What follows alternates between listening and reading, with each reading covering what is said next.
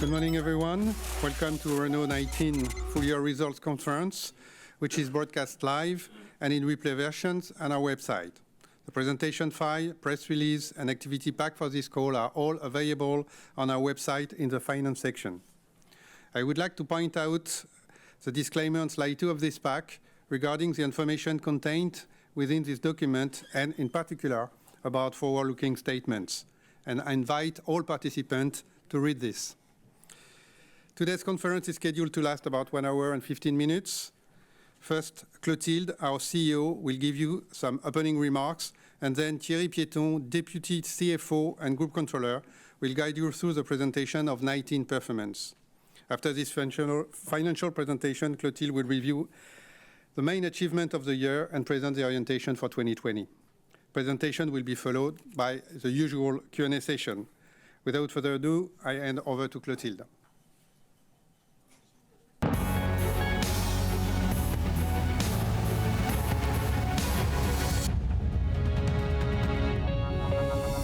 Good morning, everyone. It's a pleasure to be with you today. 2019 has been a tough year for Group Renault and the Alliance.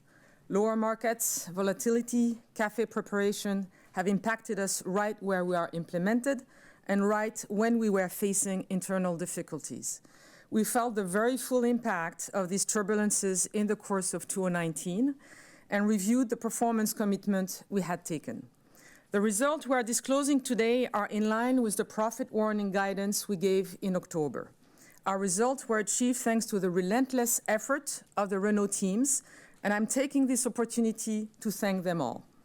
Our 2019 performance is where we told you it would be, but it's not where we would like it to be.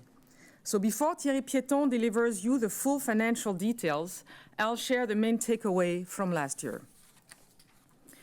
Our international presence, our strong position in LCV and global access help us getting through the year.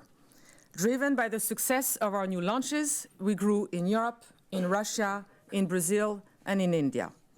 As for electric vehicles, our sales rose by about 25%. EV is now represented more than 5% of Group Renault revenues, and we've just launched new Zoe, which will be our flagship for 2020. Regarding LCVs, we reached a new sales record, as did our global access brand, Dacia, for the 7th consecutive year. Another competitive, unique asset is our RCI business. Once again, our bank has achieved new record results.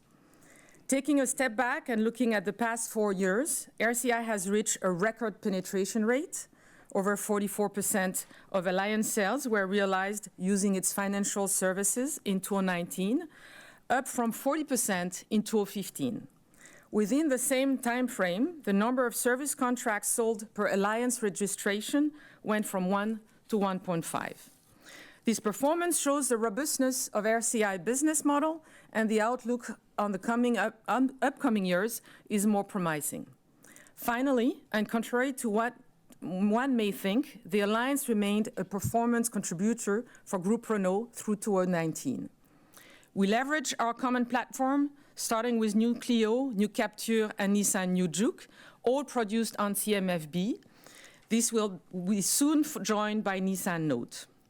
Cross-manufacturing saw some achievements, including the production of Nissan NV250 in our Maubeuge plant, in which we already produce Mercedes Citan for Daimler. Overall, the guidance and the spirit of the Alliance have dramatically changed for the better in the past months, and it's now on the right tracks. Beyond leveraging our assets, we took measures to address our main challenges. As shared when we issued our profit warning in 2019, we dealt with issues on both our revenues and our costs. Among other factors, we suffered from weaker than expected markets and a higher than expected spending in R&D. Part of these cost issues lies in choices taken years ago, notably when it comes to technology. We took corrective action, and the results start to show. Thanks to our new generation of vehicles, we have been able to improve our price positioning and to close the gap with our main competitors with these new vehicles. In Europe, during the second semester, our price positioning improved by 1 point compared to competition. We also rolled out a strict cost reduction policy, which led to a reduction of our G&As. Don't misread me, though.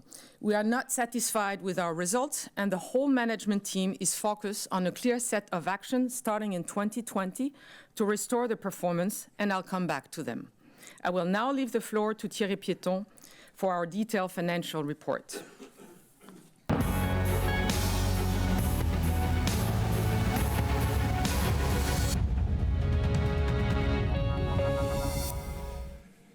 Thank you, Clotilde, and good morning, everyone.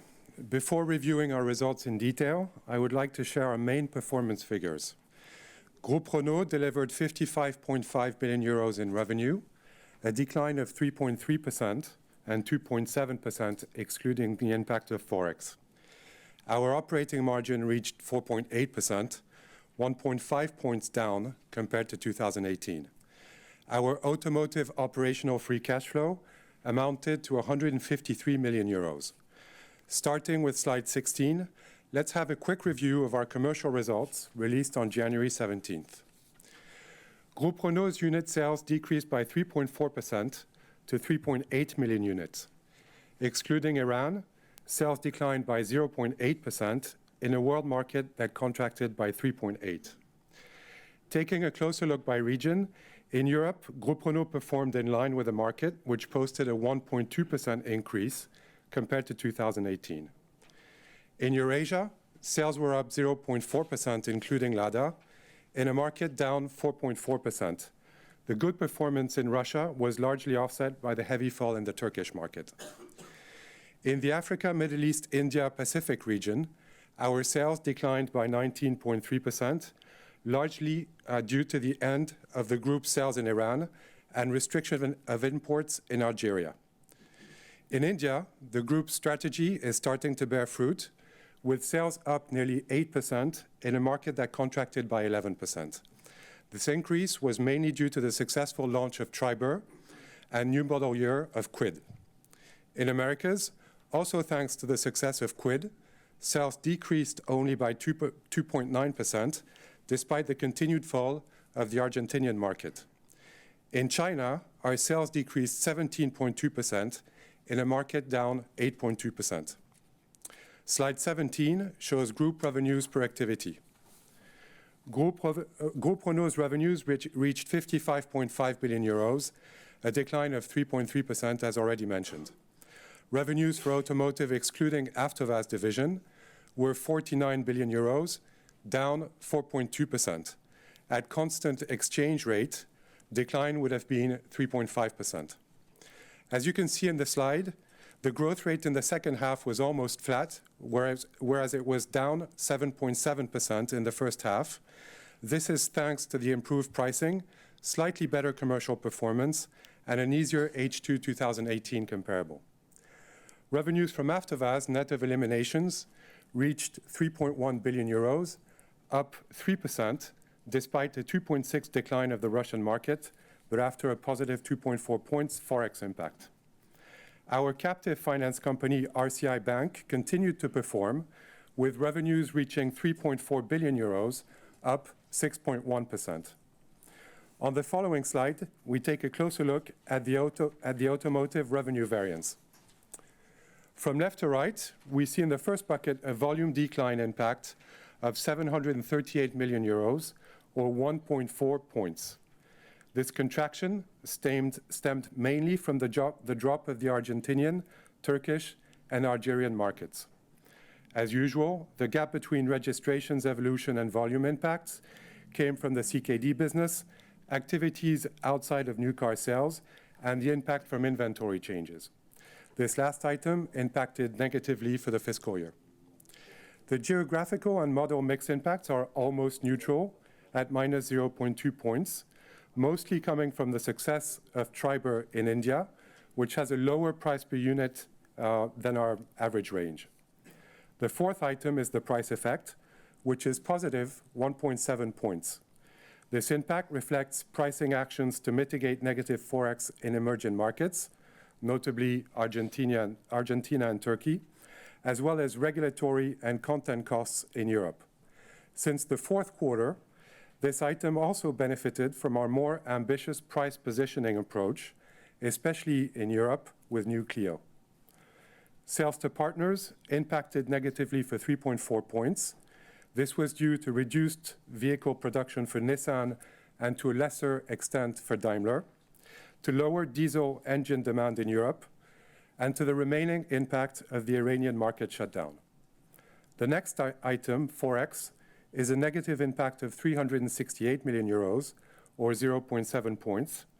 This reflects the weakness of the Argentinian peso and to a lesser extent of the Turkish lira.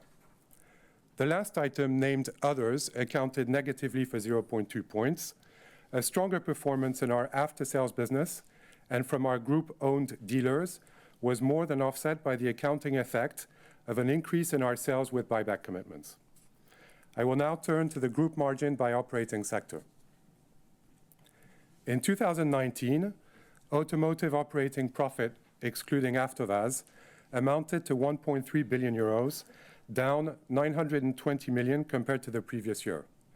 Margin rate was 2.6% of revenues on a full-year basis and 1.3% in the second half.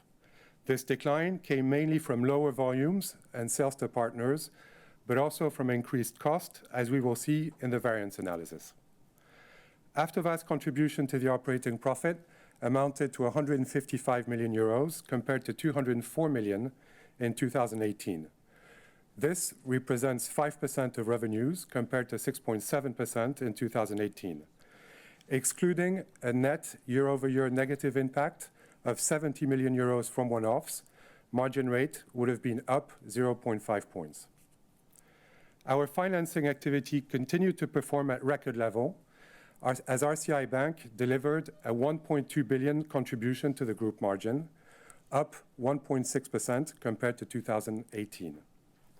In total, for 2019, Groupe Renault's operating profit stood at 2.7 billion, or 4.8% of revenues, compared with 6.3% in the previous year. Let's have a closer look on slide 20 at the operating profit variance. To the left of the chart, we see cost reduction activities delivered 668 million euros of savings, of which Monozukuri contributed 547 million. Cost reductions are detailed on slide 21. Savings from purchasing came to 458 million euros. Savings were below 2018 level due to lower purchasing volume and to the carryover impact of actions taken to assist Turkish suppliers at the end of 2018. Warranty cost impacted positively for 53 million, reflecting quality improvements. The impact of R&D on the P&L was positive 106 million over previous year. The increase in the R&D cash spend was more than offset by higher capitalization ratio, which stood at 52.8% versus 48.6% in 2018. However, the standalone impact for the second half was negative 102 million, as the capitalization ratio started to decline and depreciation increased. Manufacturing and logistics costs increased by 70 million euros, due primarily to higher depreciation, wage and utilities inflation, partially offset by productivity. G&A cost, as mentioned by Clotilde, decreased by 121 million, showing a strong improvement in the second half, partly helped by positive one-offs. Let's turn back to the operating profit step chart on slide 22. As expected, raw material costs were up, largely on higher prices for precious metals and flat steel, impacting our operating profit by 324 million euros. The next bucket, mixed net price enrichment, was negative in the period for 587 million euros, despite continued improvement in net pricing in the second half. This results from increased regulation costs, less favorable energy mix, richer content for new models, and the end-of-life management for Clio 4 and Capture. Volume and partners impact was negative 582 million, reflecting lower partner new vehicle, engine, and KD business, as well as lower volume on our Renault Group brands, as mentioned previously. The RCI Bank and other bucket was negative 74 million euros. RCI contribution increased by 44 million euros, excluding Forex impact. It also includes the result of other activities beyond the new car business. These positive effects have been more than offset by the negative impact of the increase in our sales with buyback commitment for 69 million euros and non-recurring items. Currencies weighed in for negative 2 million euros, with a positive effect of 24 million in the auto business and a negative one of 26 million from RCI. On the auto side, the negative impact of the Argentinian peso was compensated by the positive effect of the Turkish lira on production costs. AvtoVAZ contribution decreased by 49 million euros versus 2018. This results from the aforementioned net decrease in one-offs between 2018 and 2019. If we continue down the P&L with other operating income and expenses on slide 23. These items amounted to negative 557 million euros versus negative 625 in 2018. The 2019 expenses mainly result from two factors. First, the impairment and other charges for about 300 million euros, primarily in China and Argentina. In China, as you know, in a context of drastic change in market conditions, we're facing operational challenges and are far from our initial business plan. This situation and sales volume significantly below our initial expectations explain the impairment of our Chinese vehicle programs. Current volatile economic conditions in Argentina and volume perspectives led us to impair our remaining assets in the country as well. Secondly, restructuring costs represented a charge of 236 million euros, mainly related to ongoing early retirement plan in France. Let's continue down the income statement on slide 24. Net financial income and expenses stood at minus 442 million euros, compared to minus 353 million in the previous year. Group's funding cost was quite stable, but we received fewer dividends from some associated companies, and we booked miscellaneous charges not directly related to debt. On slide 24, the contribution of associated companies came to minus 0.2 billion euros, compared to positive 1.5 billion in 2018. Nissan contributed 242 million, down 1.3 billion. The contribution from other associated companies came to negative 432 million euros and is mainly related to the operating losses of our Chinese joint ventures DRAC and RBJAC and write-downs of their equity values. If we go back to the P&L on slide 26, we see that the net tax charge for 2019 came to 1.5 billion euros compared to 0.7 in 2018. This includes a non-cash charge of 753 million euros due to the discontinuation of the recognition of deferred tax assets on tax losses in France. Bottom line, net income after tax stood at 19 million euros versus 3.5 billion in 2018. Having completed the analysis of the P&L, let's now turn to slide 27, which shows the change in automotive cash. Cash flow from operations totaled 4.1 billion euros versus 4.4 billion in 2018. It was, of course, impacted by the group's drop in operating profit, but it benefited from a higher dividend from RCI at 500 million euros compared to 150 in 2018. Changes in working capital requirement improved 1.8 billion euros versus 0.8 in 2018 and shows the results of our continuous efforts to optimize our working capital management. It also includes a 0.8 billion euro positive impact coming from leased vehicles, up from 0.4 billion in the previous period. Net tangible and intangible investments came to 5.8 billion euros. This is almost 1.2 billion euros higher than 2018. This increase came from CapEx for 450 million to prepare our industrial base for upcoming new products and to adapt the industrial footprint to changes in demand for engines. It came also from higher capitalized R&D for 230 million, and from an increase in our leased vehicle pool of 1 billion euros, almost 500 million more than in 2018. Automotive operational free cash flow, including 28 million euros from AvtoVAZ, was positive at 153 million. Dividends received from listed companies in the period totaled 0.6 billion, while dividends paid amounted to 1.1 billion. Financial investments and other represented a charge of 0.7 billion. Key drivers are investments and recapitalizations in our Chinese subsidiaries, in particular JMEV and RBJAC, and the transfer of our mobility investments from RCI to the Automotive branch. Non-cash Forex and IFRS 16 application after January 1st, 2019 accounted for a 0.3 billion negative impact.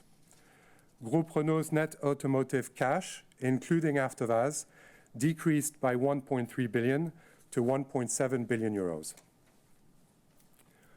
At December 2019, liquidity reserves of the automotive activities, including AvtoVAZ, stood at 15.8 billion euros, in line with our internal target of at least 20% of our revenues. This level of liquidity by far exceeds our needs in the years to come, as we've done more than was strictly required in terms of refinancing. We will continue this cautious policy as long as refinancing terms remain so advantageous. Slide 29 shows the status of our inventories at the end of the year, excluding AvtoVAZ. Global stock stood at 599,000 units versus 622,000 at the end of 2018. This level represented 68 days of supply versus 70 days at the end of 2018.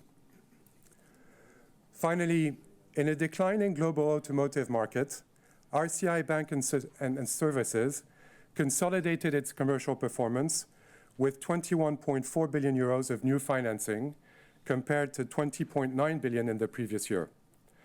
Average performing assets totaled 47.4 billion, up 6.8%, mainly driven by growth in the Europe region, up 6.1%. Net banking income as a percentage decreased by 3 basis points to 4.31%, mostly due to the impairment of mobility startups for about 20 million euros. The total cost of risk remained very low at 42 basis points of average performing assets, confirming a robust acceptance and recovery policy. The slight increase compared to the 33 basis points in 2018 was mainly driven again by the impairment of assets relative to our mobility investments. Operating expenses amounted to 1.26% of average performing assets, with a cost-to-income ratio at 29.2%.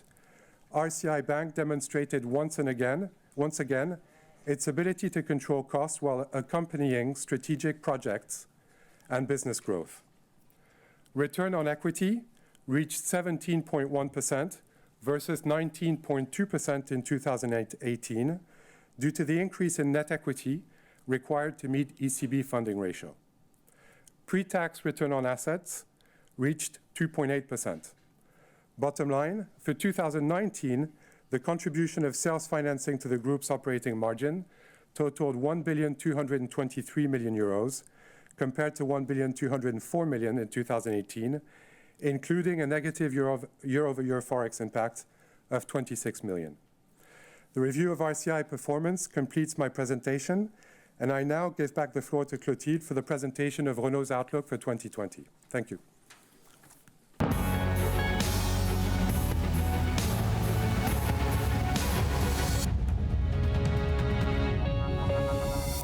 Thank you, Thierry. As for our 2020 challenges, some of them will remain the same as in 2019. It was true last year, it's still true this year, we have a low visibility on demand. One of the greatest challenges of the year is the CAFE regulation, which will require new energy mix, pushing us to sell more electric and electrified vehicles to our customers without knowing what their response will be. We still need to manage enrichment and regulation costs. We indeed significantly improve the perceived quality and the content of our vehicles to close the gap with our competitors. We will control the impact of this cost beyond what will reflect on our pricing policy. In these times of tough competition and fast-pacing regulation, we'll also need to make our R&D and CapEx spending more efficient and arbitrate carefully while protecting the future. Finally, China is a cause of concern, partly because of the coronavirus situation impacting our supply chain, but we also need to fix our performance in the country. We've set clear levers to help us address those challenges. First, thanks to the electrification of our range, we're confident we will reach our 2020 CAFE target. Our pure electric and electrified lineup is the most affordable and competitive there are on the market. In 2020, we have our brand new Zoe on the road. We're off with a strong start with almost 10,000 units sold in January in Europe, and our order book is very solid. True to our commitment to provide affordable e-mobility for all, we'll launch Twingo ZE, and next year, an urban electric model under the Dacia brand. After that, we'll expand our lineup to more high-end products based on our common platform, CMF EV, starting in 2021. On the hybrid side, this year we're launching New Clio E-Tech, New Capture E-Tech plug-in, and Megane E-Tech plug-in. We chose to equip our best sellers with our brand new hybrid technology E-Tech because that's where the sales are. In 2019, Clio and Capture alone represented more than 35% of Group Renault sales in Europe. That's for our assets. Now let's talk about how we leverage them. All relevant functions and all levels of the company are fully committed to our CAFE target. Country by country, from the supply chain to the dealer network, months after months, we are keeping a close eye on the market and how we need to meet the demand. This should lead to the following mix, which will make the group compliant with regulation. 10% BEV and PHEV, 30% HEV and diesel, and about 10% of LPG, mainly on our Dacia for the latter. We're confident we'll bridge the gap from our 2019 level to our 2020 target. This is our roadmap to reach our 2020 CAFE target, which is 93 grams. I'd like to add that on top of this roadmap, we would benefit from the pooling with Nissan Motors and Mitsubishi Motors. As for our second lever, we'll maintain our efforts on pricing policy. Driven by New Clio and New Capture, our upcoming launches worldwide and the introduction of E-Tech will keep improving our price positioning. We'll also strengthen our international presence with launches such as New Duster in Brazil, XM3 in Korea, and New Capture in Russia. Another very important lever is the alliance. As proven by what has just been decided, the alliance is starting 2020 with renewed dynamism. We should see the first fruits of our new framework for action in the course of the year. Beyond the alliance benefits, we keep transforming the group through cost reduction measures and efficiency programs. We intend on reviewing numerous items with no taboo, including our industrial footprints worldwide and subcontractors policy, our make-or-buy strategy, and our non-core asset. We'll also implement the leader-follower strategy within the alliance. Those performance levers will be all the more efficient as we'll count on new talents, both from the inside of the company with Denis Levotte and from outside of the company with Gilles Leborgne, who just joined our top executive team. And of course, with Luca Di Meo arriving on July 1st. I will now let Gilles share his views on the efficiency gains, untapped potential, and improvement levers he identified with his experience yet fresh eyes on our operations. Thank you, Clotilde. Hello, ladies and gentlemen. So I'm the newcomer in the company. I've been in the Alliance for only 5 weeks. So it's a brand new testimony that I will give to you. First of all, I saw huge assets, but also huge area of improvements. If we talk of improvements, I would say that engineering and CapEx-wise, we are really far from excellence, and we have a lot of improvement capabilities. Just a word on some example. Today, our outsourcing costs in France are far too high. Our diversity, flexibility, from what I know, is very high, and we need to cut it down drastically. And another thing which is very important is the cost of validation. So be it in the number of means of validation or the number of people that are performing those validations. So a lot of room for improvements. On the other side, we have really good assets. I will start by the car. So I have the chance to ride and drive each and every car of the lineup, and I'm still going on that way. And just talking about the very last one, the Captur and the Clio, those cars are really gorgeous, and they are very high performances.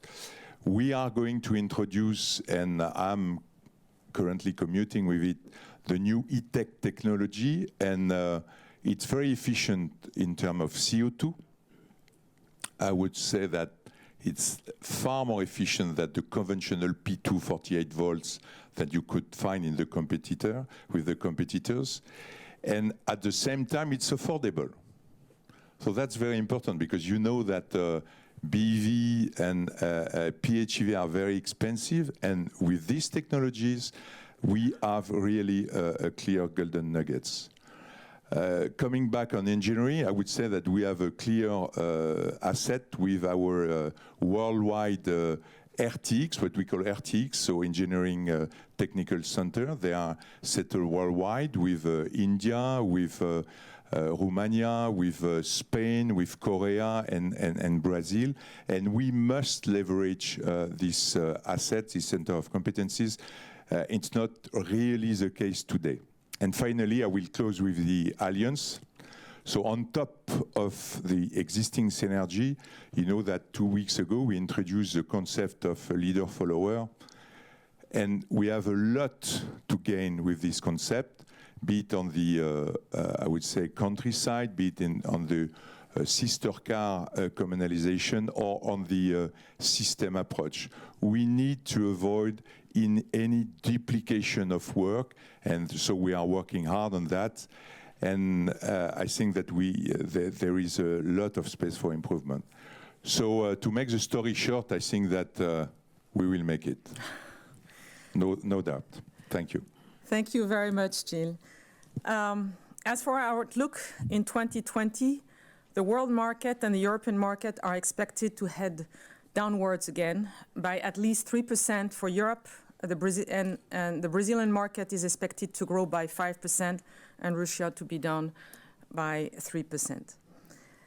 In this very uncertain environment, we set a relatively cautious guidance reflecting our visibility, which is limited.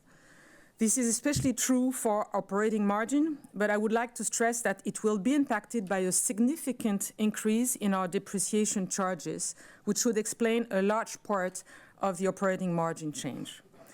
As this is a non-cash impact, we can target a positive operational automotive free cash flow before restructuring. One word on dividend. In view of the current situation, we decided to fix the dividend on 2019 at 1.1 euro per share versus 3.55 euro last year. To conclude, as you can see, we still have a lot to do. Our goal is to cut our structural cost by at least 2 billion euros within the next 3 years. At the latest in May, we'll be sharing more about how the Alliance will operate, along the lines notably of what Gilles just said, and we'll enter into more detail on the corrective action I've just mentioned. While it should take some time before seeing the main fruits of these measures, I'm fully confident we'll have all the assets, talent, and discipline for a brighter future. Thank you very much. for your attention, and I will now take with the team your question. Thank you.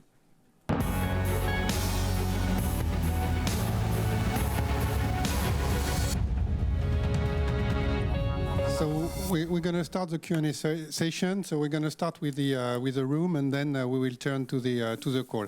So Thomas, as usual, number one. Thank you, Thierry. Thank you for the presentation. I have three questions, please. First, can we start with the decision on dividend and what it implies for your confidence or the group confidence on liquidity, cash?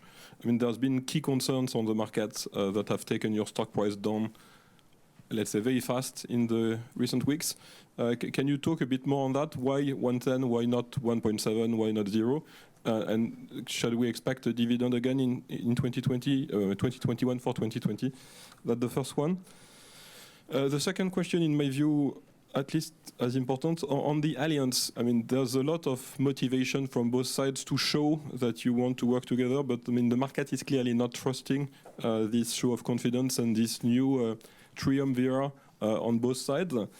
Can you help us understand how that's effectively going to work, the leader-follower system? I mean, Nissan yesterday, for instance, said they would, of course, be leader on powertrain, which I find funny because it's always a topic that nobody wants to give up. So can you help us understand on that?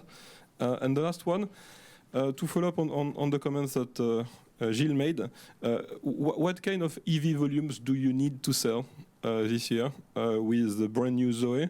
And to follow up on the second question, why does it seem that the Alliance products for EVs is postponed? Looking at your charts, it looks like it's more like H2 21, and that you're going to have to live with Twingo and the Dacia Dedi more than the SUV that would be helpful now. Okay, thank you, Thomas.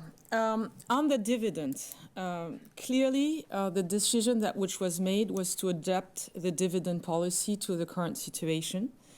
Why 110? I think we had a lot of discussion on that. In my view, you can look at it both ways. Either half of what we received last year, meaning we keep half, or roughly what in normal years, at least Nissan and Daimler should pay off. Obviously, yesterday Nissan announced that they will not pay something on the first half, but nevertheless, we're very confident that with that level, it's the right balance between what we need to keep in order to reinvest, especially in restructuring, and what we should reward our investors with.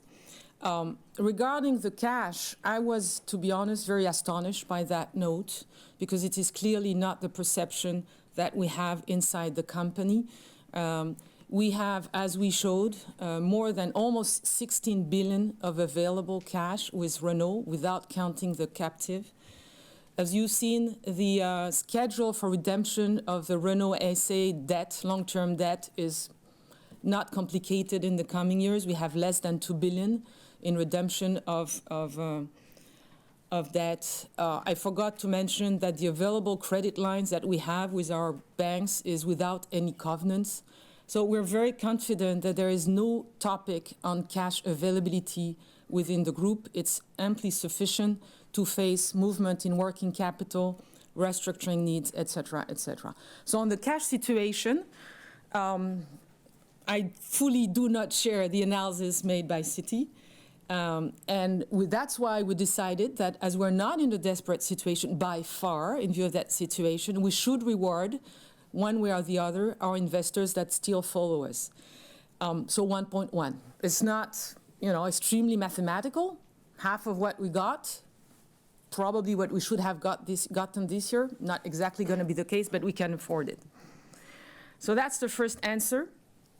And for 2021, it's clearly too early to say. Let's see how 2020 goes, and then we'll make the decision on 2021. On the alliance, on the motivation, you're fully right. There's a huge level of motivation in the three companies. I can assure you that the discussion we have with Uchida-san, with Masuko-san and Jean-Dominique Senard are extremely open, transparent, frank. And the opinion, I would say, or the conviction that the three companies need the alliance and will be able to make the alliance work for the better of the three companies is fully shared among the three companies. I agree with you. I guess the market today doesn't buy. And that's normal. The market wants proofs, not just talks. And those proofs we intend to give them pretty soon, in May, as I said. We need a little more time between the announcement we made in January and making the exact detail on how it will work. Actually, we have a lengthy discussion, not lengthy, but fruitful discussion with our counterpart. Gilles is talking on a weekly basis with his two counterparts, defining what exactly the leader-follower means. I think it is clear in engineering what needs to be done, to answer to your question, is exactly who's going to do what. This is not fully settled, so we'll come back to you on that when it's decided. But the how it will work in engineering is very easy. I.e., one team of the three companies will be dedicated or in charge of the development of one element, be it a platform, I'll come back to that, be it a technology, be it a powertrain, not necessarily all powertrains, be it, that technology, powertrain, and platform, I guess it's most of it. And what it means is that the intent is once it's decided whose company is leading, they will do the work. 100% of the work, i.e. with people from the other company going physically to join the team to help making sure that the DNA of the other companies is respected and that the specification which might be linked to the other company are respected. The idea is often to go further to what we used to do in the past, i.e.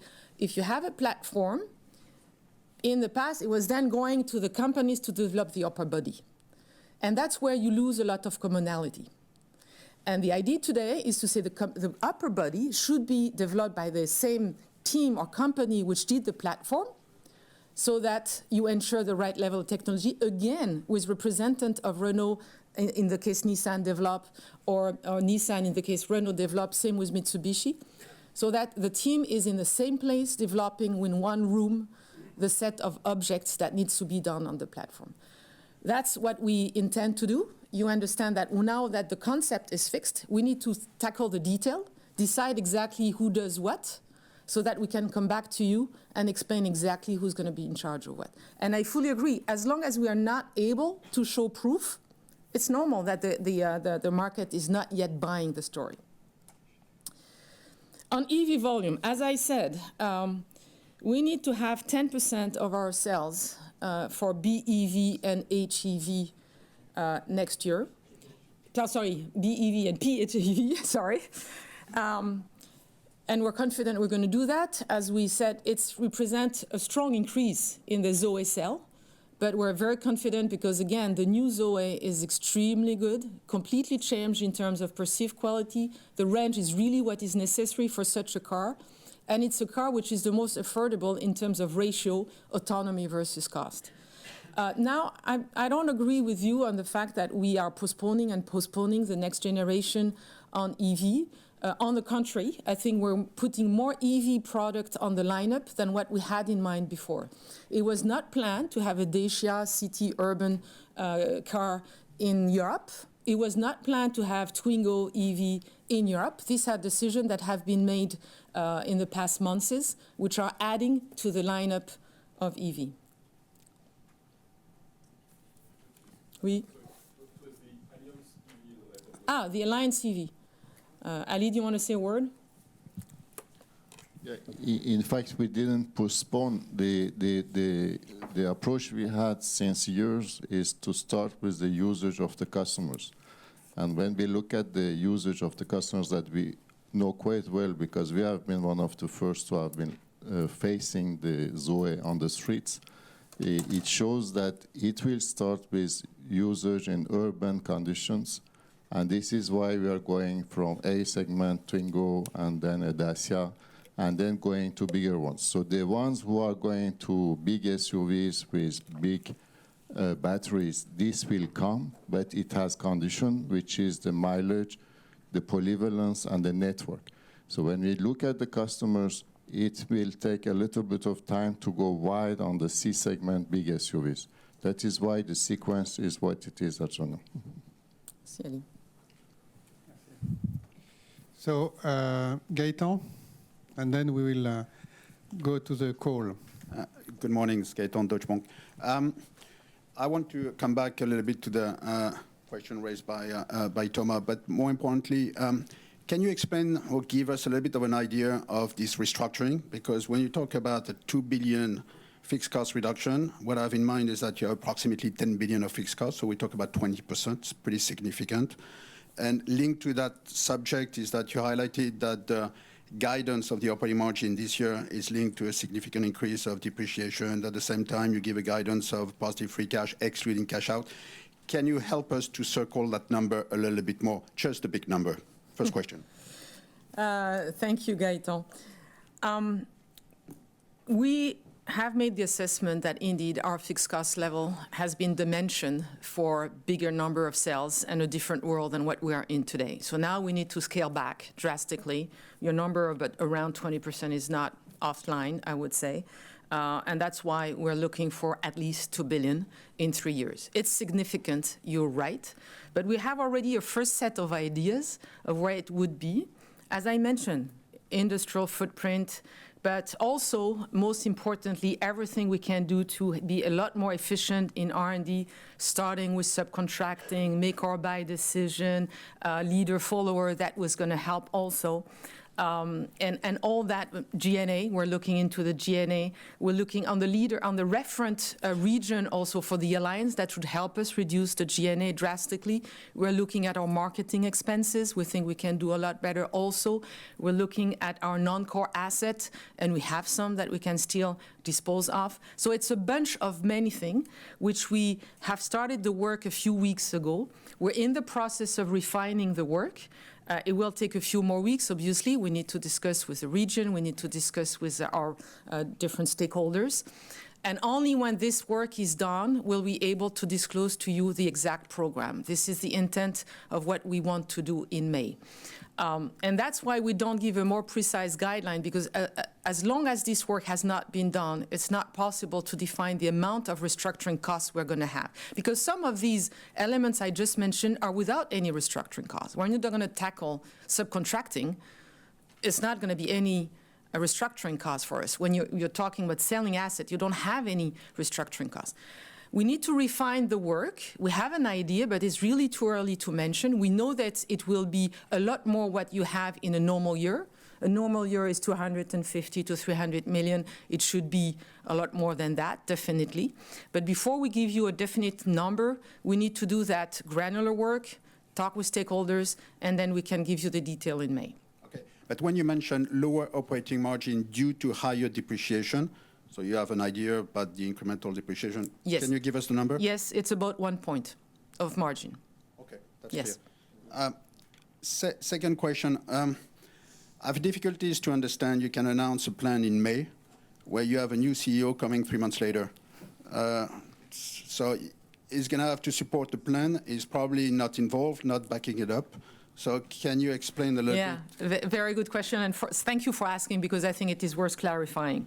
What we will announce in May is not a full blended plan, because you're right, I don't think it would be very appreciated by the new CEO to come and we give him his roadmap and say, this is it, now please do it. This is not at all the intent. The intent in May is more to give you the grounds, I would say, of this plan.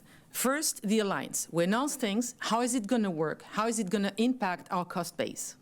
Second thing we intend to give you in May is all this roadmap, because the new CEO will come. He will have plenty of ideas for sure, but I'm sure he will share the fact that we need to reduce our costs by at least 2 billion. That is sure. So we're going to lay out the program, the plan in order to start to do so, because I don't think we can wait. Because when Mr. DeMeo is going to join, it's going to be July 1st. By the time he gets into understanding the company, we don't have the luxury to wait up until, let's say, the fourth quarter to have a full blended view on what needs to be done on the cost side. Obviously, he will have a lot to say, and we will share with him what should be the vision, what should be our roadmap 22, 22, 25. But for the cost base, we can't wait. So that's why in May, what we're going to give you is alliance, concrete example of what will change and how it will impact the 3 companies. And for us, our self-help measures, if I may say, what do we do to make sure that the break-even point is going down, and by how much? What does it mean in terms of industrial footprint? That we can do without waiting for the new CEO, because we need to act now. Last question, quick one. Very last one, because time is flying, and we've got a lot of analysts on the Okay, on the very list. quick one. I was very surprised about working capital positive impact last year. Any risk that's going to reverse this year? The working capital, we still have a lot under our feet, I may say, if I may say. Obviously, it will link to this, as I said every year, working capital changes is linked to the activity of the last quarter. If the last quarter, for any reason, stops, obviously it does reverse working capital if it stops in Europe. But we don't expect that. We expect a market which is down, but steadily down, not, stopping down in September. Assuming the activity is roughly the same, we still have a lot we can do. In inventory, especially, we still have a lot of days. You saw that on the thing. 68 days, we're comfortable with that, but we can go down in terms of new vehicle inventory, and we can go down in terms of inventory in the plants, for sure. And there are still lots of things we can do also in terms of accounts receivable management. We still have some overdues we can deal with. There is quite a lot of things we can do in terms of accounts receivable and in terms of inventory mostly.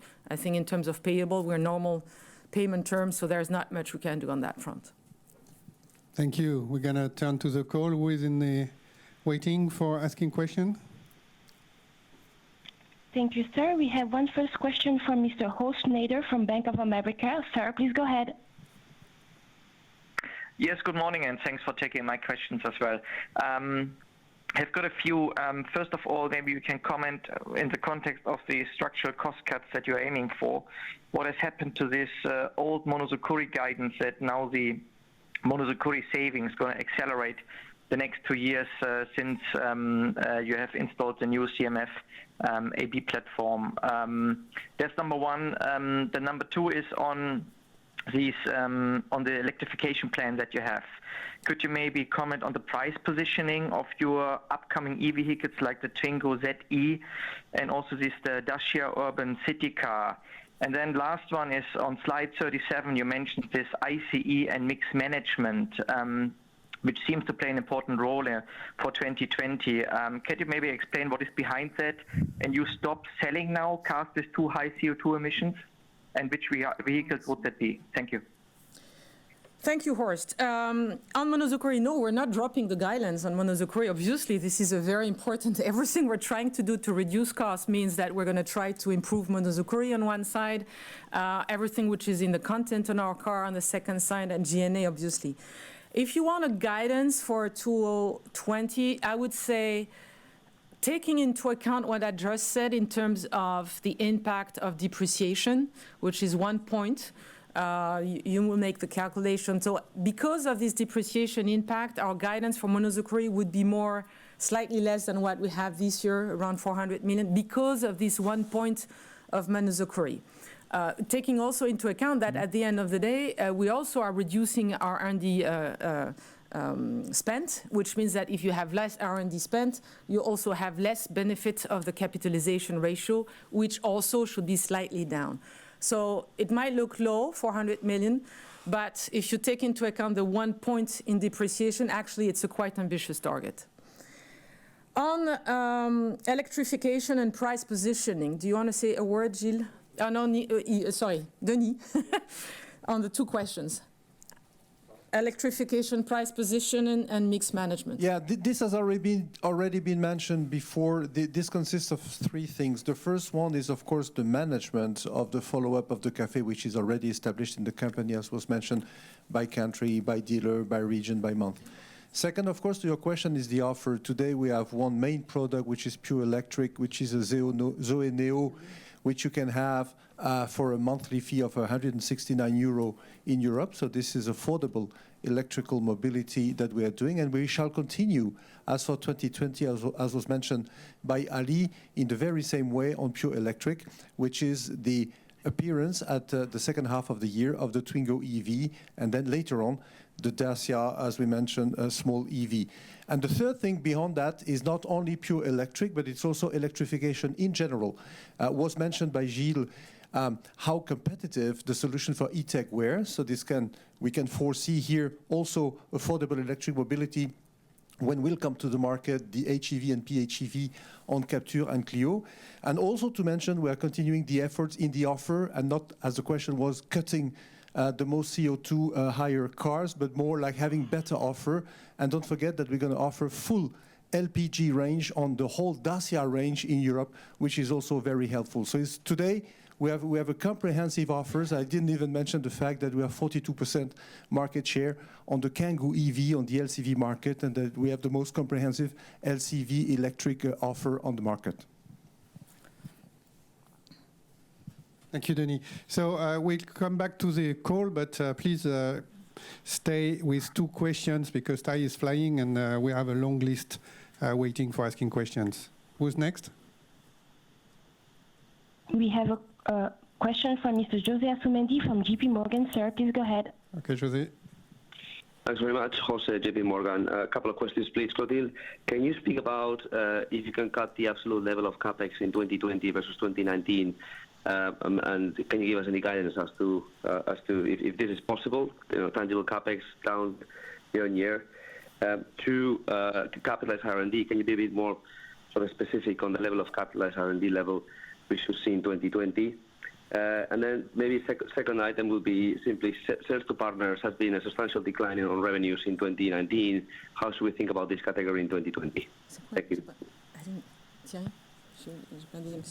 The first question was about the cut of capex expected in 2020. Yeah, sure. In terms of R&D and capex globally, we never give a guidance of the two separately, but we were at 10.7% this year, if I may recall. The objective is go down closer to the 9%, but we will not reach it in 2020. But clearly, we should go back more in the region of where we were in 2018 in terms of ratio R&D and capex. That's the goal we gave to the team. In terms of sales to partner, good question. We were hit hard in 2019 on sales to partner. Unfortunately, it's going to continue to be a negative next year. 1 or 2 reasons for that. First, the production of the ROG in Korea stops because the car is not being produced for the US anymore from Korea. And diesel should continue to slightly go down even more. So that should go back down in terms of sales to partner again in 2020.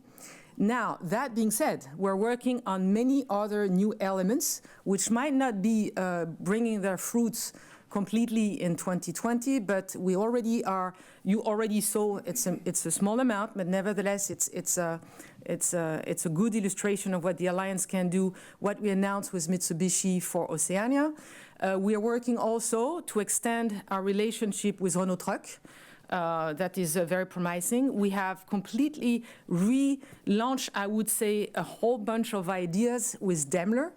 Within the alliance, it's not only Renault, but with Daimler on many, many cars. You know that we're already working with them on Citan, and we're looking if we can do other things with them in the LCV business. But again, not only also an LCV.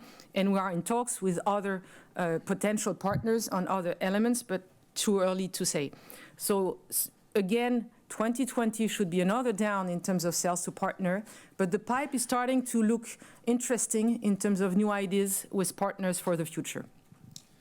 Thank you, Clotilde. We'll come back in the room. So, Bruno? Bruno Lapierre, Crédit Agricole.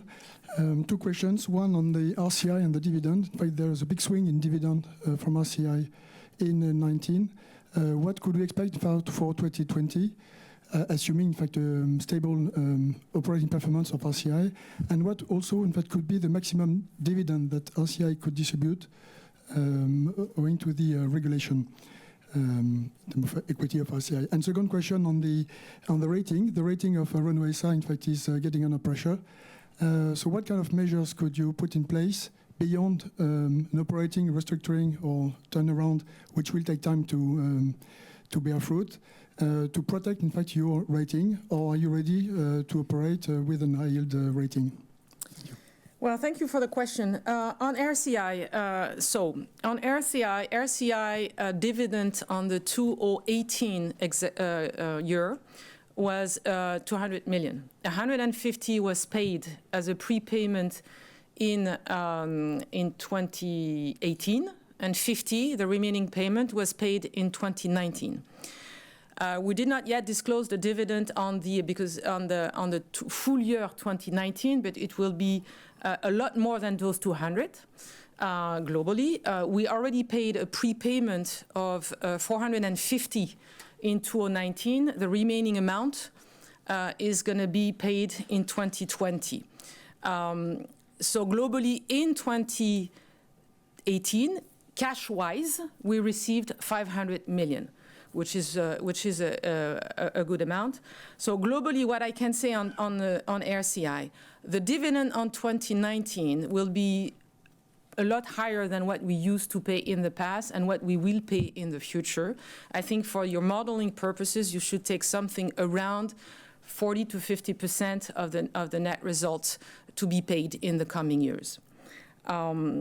It is not the maximum we could pay. We could pay more, but we think it is what should be paid in view of the always ever evolving regulation of the central bank, in order to be in advance of what we need to keep in terms of equity, in view of, again, the regulation which is changing almost every year.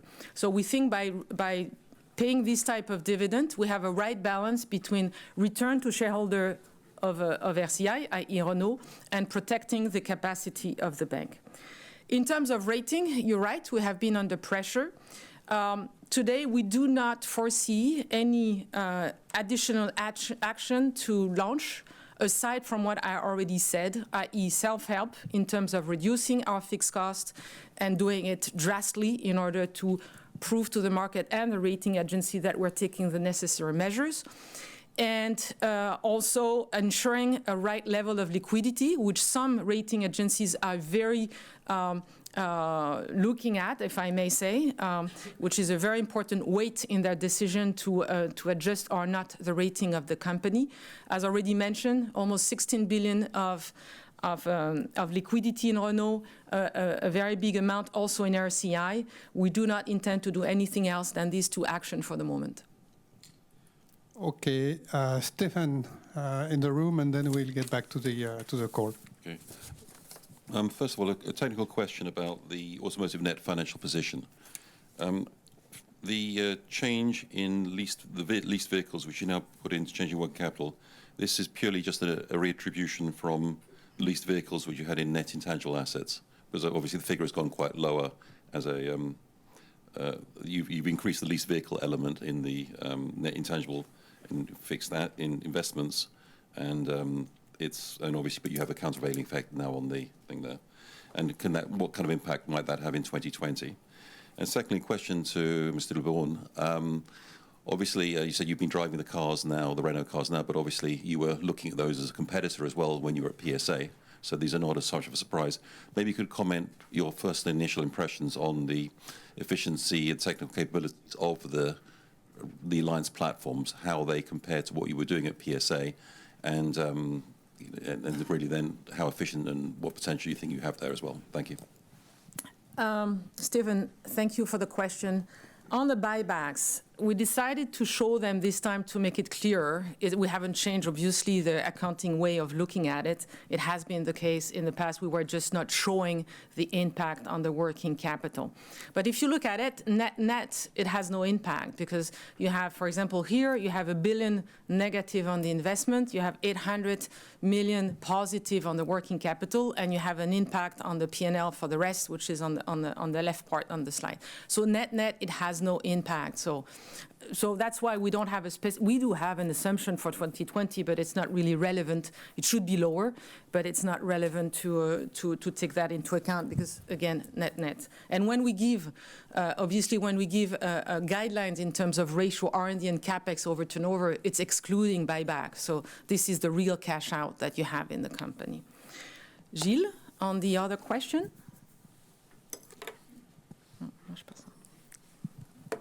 Thank you for the question. Difficult answer. Well, I left a 5 million car company, and you know that because of this volume, we we had the decision was made to do and to go to multi-energy platforms. Here we are in a 9 million alliance company, and the past choices were was to make both, I would say, conventional IC, but in a way multi-energy. If you talk to LCV, for example, that's multi-energy platform. It's the same for CMF-B, which can have IC, but also PHEV and HEV, but also to have dedicated EV platform. And from what I saw, I can testimony that those platforms are efficient in terms of product, in terms of space, roominess, in terms of way it is constructed. But at the end of the day, what counts is really the number of cars that you are doing for one platform. And here is my, I would say, there is a lot of room for improvement. Why? Because we have platform home room already in the alliance. It's very, CMF-B is Renault, CMF-CD is Nissan, CMF-EV is Nissan, so that's perfect, and the job share is very clear. Following, I would say, the leader-follower concept, but at the same time, the body types are done in different places, and frankly, that's silly. We need to do program, because as soon as we do program, the efficiency of the body types design is far more is increased a lot, and so, that's the essence of what we want to do in the future. So, well, it's good. We have the production volumes that enable us to have dedicated EV platform, and Renault and Nissan are front runner on this in this field. So of course we need to use them, but to use them in a very efficient way. For the, I would say, more conventional, the leader-follower scheme is already in place, but we need to extend this leader-follower on the top hats. Thanks. Okay, thank you, Gilles. We're going to get the next question from the call. Yes, ladies. The next question is from Charles Coldicott, from Redburn. Sir, please go ahead. Hi, thank you for taking my questions. Firstly, you had very strong sales of the Zoe in January, as you said, more than 10,000 units. Can you just comment on whether or not that was demand that's built up ahead of the new Zoe launch, or whether we should expect that level of sales to continue through February and March and onwards? And maybe also you could comment on, in January, how far away you were from complying with the 93-gram target in Europe. And then my second question is just a point of clarification. For your automotive free cash flow guidance, would you expect it to be positive if we were excluding the effects of changes in working capital in 2020? Thanks. Okay, so I will give maybe a word to Philippe on Zoe, but clearly, I mean, like anybody, it's no secret that we took the opportunity to deliver more in January and less in December in order to have a stronger impact on the CAFE 2020. I think you saw that it's not only true for electric vehicle on the industry. I'm not talking Renault in particular. It's also true for other cars, which explain, by the way, the very big drop in January in the European market. I think we have a strong order book. I think Philippe can confirm, a very strong order book, but you're not going to see 10,000 every month, even though the ramp-up should bring us there, because at the end of the day, our internal target is to try to sell around 100,000 Zoe cars in the year. Philippe, do you want to add a few words? Yes, thank you, Clotilde. As you say, we have more than 10,000 Zoe in January. Yet what I can say is the portfolio at the end of January is above 10,000 also. And the very good news we received this week is a new incentive in Germany with 6,000 euros for EV. And as we start with the new incentive, we take more than 100 orders a day. So I think it's very good news for the year. Thank you, Philippe. Now, obviously, if you were to look at where we are at the end of January in terms of emission, we're clearly not where we need to be at the end of the year, but it's normal because we haven't launched our hybrid car yet. They will come around the mid of the year. So we have a roadmap very clear that we're going to follow. We are following on a monthly basis at the executive committee level, making sure that we will be on the roadmap, starting higher than what we need, finishing lower than what we need, in order to be at the average that is requested by the end of the year. Working cap without we never. Yeah, sorry, I forgot that question. No, we're not committing on anything else but being free cash flow positive, excluding restructuring expenses. As I mentioned earlier, I strongly believe that we still have a lot of things we can do in terms of reducing inventory, reducing accounts receivable. So I think it would be a bad decision for us not to try to do these management levers in order to continue to benefit from working capital improvement. Thank you. Next question from the call. Next question is from Mr. Tom Narayan from RBC. Sir, please go ahead. Hi, yeah, Tom Narayan, RBC. Thanks for taking the question. Thanks for the color on the Zoe. That's very impressive. The question I have there is, France, your home market, notably has not the best public charging infrastructure. And I'm just curious if you have data yet on where people are charging their Zoes. Are they charging them at home? I know you guys France has a pretty high single-family home penetration. Perhaps that's what's happening there. And then on palladium, just curious to see, we're hearing different things from different automakers on the headwind expected 2020 on the big rise in palladium for catalytic converters. I'd love to hear your thoughts on that. Thanks. So I will give the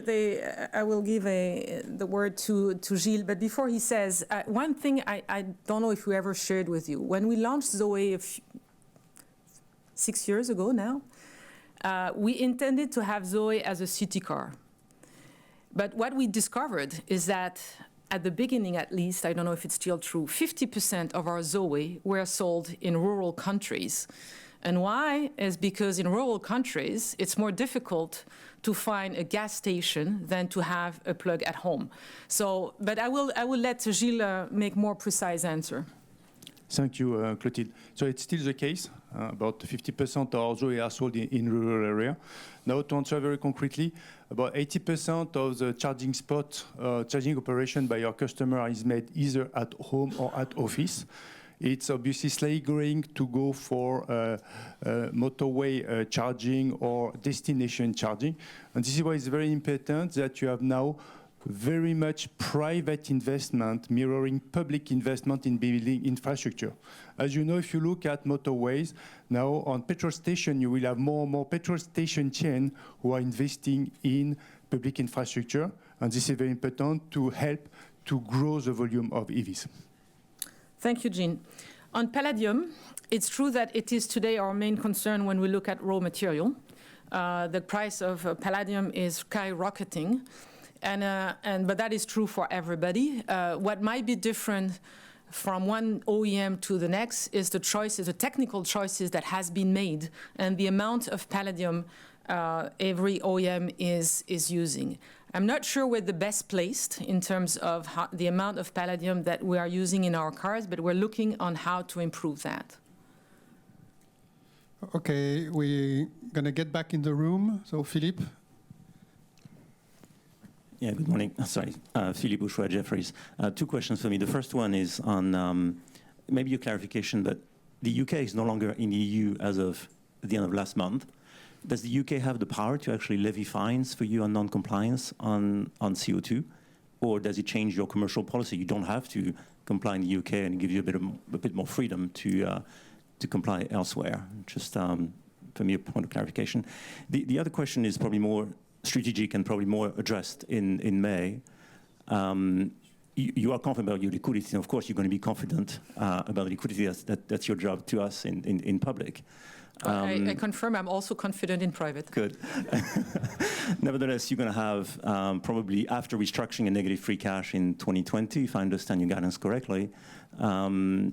You're kind of income poor but asset rich still at Renault. And I'm just wondering, have you at all considered the possibility that, I'm assuming that Nissan still wants to have Renault as a smaller shareholder within the alliance, and I don't think they'll change, they've gone very far in fighting that fight. I don't think they'll change view. Have you considered something like doing exchangeable in Nissan shares, where you basically add capital to Renault at relatively low cost, and of course give a chance to Nissan to buy those shares maybe in 3 or 5 years? Because you may be confident again in your cash flow and your liquidity, of course, but the market obviously isn't. And so you have to kind of take that into account, considering that your cash flow, your real cash flow after restructuring is going to be negative this year, and restructuring is going to continue for a while. Thank you. On the first question, I'd like to ask Jean-Philippe Hermine, who's our master in CO2, to answer the specific question on UK. Okay, you're right. It has been an uncertainty for some months as we didn't know how Brexit would end, but it is clear now that UK will be in the cafe, Europe cafe for 2020. It won't be the case for 2021. So your question is relevant for next year, but not for this year. Thank you, Jean-Philippe. On the second one, are we considering today, or did we have even one single discussion with Nissan about changing the equilibrium of shares since the new governance is in place? The answer is no. Not single discussion with Nissan. We're focusing on what matters the most today, which is operational efficiency, making the alliance work, making the three companies improve their performance. You saw Nissan result yesterday. Mitsubishi is not that much better. The three companies are facing, for different reason, extremely tough times. So the urgency is really on making the alliance work for the benefit of the three and having the company recover. So to answer your question, we did not consider today any change in the capital. If things get tough, obviously we can look at something. To be honest, I would be a shareholder of Renault, and having Renault do something on Nissan shares at the price they are today, I'm not sure I would be extremely happy. That being said, if something comes up and needs to be done, we obviously will not be stubborn and look at it. But clearly, it's the operation, restructuring, making the company go back afloat. Okay, we get back to the call. We have time probably for 2 more questions. Next question is from Mr. Stuart Pearson from Exane. Sir, please go ahead. Yeah, good morning. Thank you for taking my calls. I mean, just coming back quickly to the working capital point, I'm kind of surprised to hear you say you still think there's a lot more you can do there. I guess that's encouraging for this year's cash flows if you can. But you're already at one of the more negative working capital players, if you like, in the industry. I think your working capital is as negative at the end of 19 as it's ever been. So maybe you can just help us understand where that support is going to come from. I know you touched on receivables, but does that mean that we should presume you'll be factoring a lot more receivables? And is that something that you've already made use of to date? So that's my first question. And then just the second question's on outsourcing. I know you mentioned earlier that your costs were too high on that front. That's something you wanted to look at. But I guess outsourcing goes both ways, and the cost of that is paying for the benefits of flexibility. And given the lack of visibility in the industry right now, is it wise to perhaps be pulling back on that flexibility? But maybe I misunderstood that point, so if you could clarify. Thank you. Sure. On working capital, I can assure you that we still have some room on the working capital. Yes, we're negative. It's a construction. Every French OEM, I must say, in Europe is negative because of the way the business is dealt in Europe. We're negative in Europe, as I already mentioned in the past, and positive free cash flow, working capital in emerging countries. We still have a lot of room. You saw our numbers of days for new vehicle at 68 days. We know we can do better. We looked at the DIO, the number of days of sales outstanding in inventory. It went up this year, slightly, but it went up. Whereas it should go down. We have possibility to make it go down, and we're looking into that. So on the inventory, for sure, we have room of maneuvers. On accounts receivable, same thing. You're right, we're recurring to factoring. but not to the same extent than some of our competitors, by far. Just look at some of our competitors' accounts receivable, and you will see that we still have some room of maneuver. But it's not the only thing, because factoring has a cost. So factoring is a route, but I would prefer to have more lengthy discussion on how to bring to zero overdues from our customers, etc., etc. There are other things we can do, but factoring also is an option. On outsourcing, we have a lot of things to do on outsourcing, not necessarily, if you look at engineering, discussing with Gilles, not necessarily doing more in terms of outsourcing, but doing better. Today, I think we have a ratio of outsourcing which is okay, which is correct, not too much, not too little. It is useful for flexibility, especially in these turbulent times. I think we have to keep these outsourcing levers to the level it is, provided we keep in-house the competency. Obviously, it's not to delegate the competency, it's to make sure that we have the minimum competency in, and then the work can be delegated outside. But according to Gilles, our footprint of outsourcing is too much high-cost country, very little in low-cost country, whereas it should be more balanced, and the reverse, much more in low-cost country, even if managed by a high-cost country within the engineering, and also locally managed by the local RTX, local technology centers. Okay, so maybe a last question from the call. Next question is from Mr. Giulio Pescatore from HSBC. Sir, please go ahead. Hello, thank you for taking my question. The first one on the guidance. I just saw in the footnote that you assume no impact from coronavirus in your current target. True. Is that because you haven't seen any impact, or it's because you think you can take that back as the year unfolds? And also, what are you assuming for raw materials? Are you taking them at spot in the current guidance? Then second question, a bit more bigger picture. You're launching several new models in 2020. You're finally rolling out the new CMF-B platform that we've been waiting for a long time, and yet the Renault margin can be close to break even this year. So, I mean, from a capital perspective, it looks like you are burning capital from also from a shareholder perspective.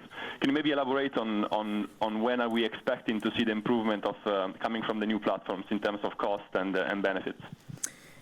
Yes, thanks for the question, and thank you very much for mentioning coronavirus. I should have talked about it. We said excluding coronavirus impact because we don't know yet what the impact is going to be. I think nobody can tell throughout the world how long this topic is going to be impacting us. You saw that some other OEM did the same thing, put a mention about the fact that the coronavirus was not included. Remember, we did the same with Brexit in the past, and at the end of the day, we didn't have much impact of Brexit. So let's hope it's going to be the same this time. However, on that one, we are a little concerned. You saw that we had to stop our Korean plant for 4 days this week. It's going to restart next week. We start to have some parts which are missing in some plants, so most probably we might have some days off here and there in the coming weeks. Nothing major if the production restarts fast, and that's what we don't know. Because obviously for the automotive industry, many components are coming from the Hubei area, which is the one which is the most impacted. So today it's a little difficult to say how this is going to impact. We have put in place a crisis management very much like the one we had at the time of the tsunami, which was very efficient because Renault was able to really find countermeasures, maneuver in order to be able to pass through this crisis without too many damages. So we're doing the same thing in terms of organization. The good thing is we've done it, so we know how to do it. The problem is we have no visibility, and I don't think anybody has any visibility about the real impact at the end of the day of the coronavirus. Obviously, we're hoping that the situation will improve fast so that we can go back to a less concern on that situation. Again, currently, all the plants are working except Korea. Korea will restart, but some plant might stop on and off in the coming weeks, and we'll try to recover in the course of the year. On a raw material, no, it's not at spot price, but FX is not at spot price either. So these things move on a daily basis. You have a guidance at what point of time. We looked at whether good news on FX were offsetting bad news on raw material. It is currently the case, but I have no crystal ball on FX and raw material.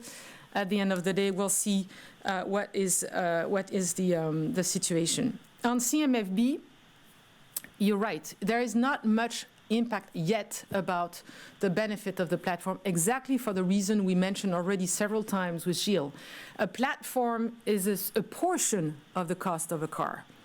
And you get some benefit. We have some on the basic of the platform, but it's not as much as what we need and what we would get if we were doing more in the upper body in terms of commonality.